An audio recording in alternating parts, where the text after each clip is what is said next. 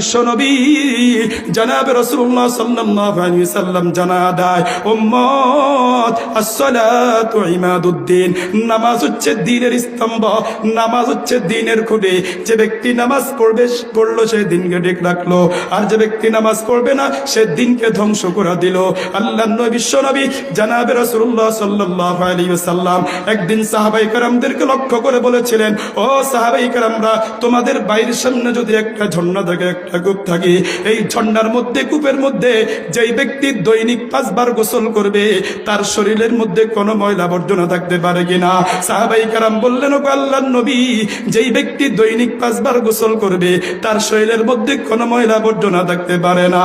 আল্লাহর নবী বিশ্বনবী জনাবে রাসূলুল্লাহ সাল্লাল্লাহু আলাইহি ওয়াসাল্লাম বলেছেন, ও আমার সাহাবায়ে কেরামরা শুনো, যেই ব্যক্তি দৈনিক 5 ওয়াক্ত নামাজ পড়বে তার আর কোনো গুনাহই থাকবে না। বলেন সুবহানাল্লাহ।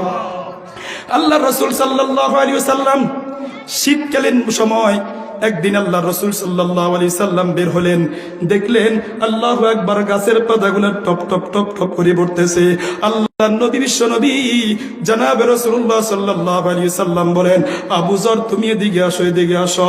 আল্লাহু আকবার। আবু যর রাদিয়াল্লাহু তাআলা আনহুকে ডাক দিয়া আল্লাহর নবী সাল্লাল্লাহু আলাইহি সাল্লাম আল্লাহু আকবার গাছের একটা ঢালের মধ্যে আল্লাহর নবী একটা ঝাঁকি দিলেন। যখন ঝাঁকি দিলেন আল্লাহু আকবার, টপ টপ টপ টপ করে গাছের পাতাগুলা পড়তেছে। আল্লাহর নবী বিশ্বনবী জনাব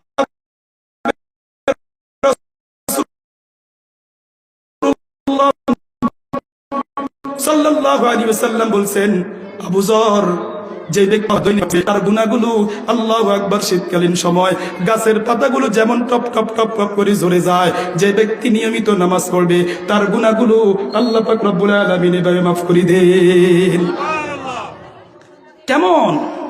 হযরত আবু যর গফারি খাদেমে খায়রুল বাশার, হযরত আবু যর গফারি খাদেমে খায়রুল বাশার, খিদমতু মে জিंदगी भर ना बनाया अपना घर। হযরত আবু যর গফারি রাদিয়াল্লাহু তাআলা আনহু এমন একজন সাহাবী ছিলেন, সব সময় তিনি দুনিয়া থেকে বিমুখ ছিলেন, দুনিয়া থেকে বিমুখ ছিলেন। আল্লাহু আকবার। ও রাসূল করিম সাল্লাল্লাহু আলাইহি ওয়াসাল্লামের দরবারে পড়ে থাকতেন, ও রাসূল করিম সাল্লাল্লাহু আলাইহি ওয়াসাল্লামের খিদমতে নিয়োজিত থাকতেন। হযরত আবু যর গফারি খাদেমে খায়রুল বাশার, খিদমতু মে জিंदगी भर ना बनाया अपना घर। হযরত আবু যর রাদিয়াল্লাহু তাআলা আনহু একটা ঘর পর্যন্ত নিজের জন্য বানায় নাই। ও রাসূলের কেমন খাদিম ছিলেন, দুনিয়া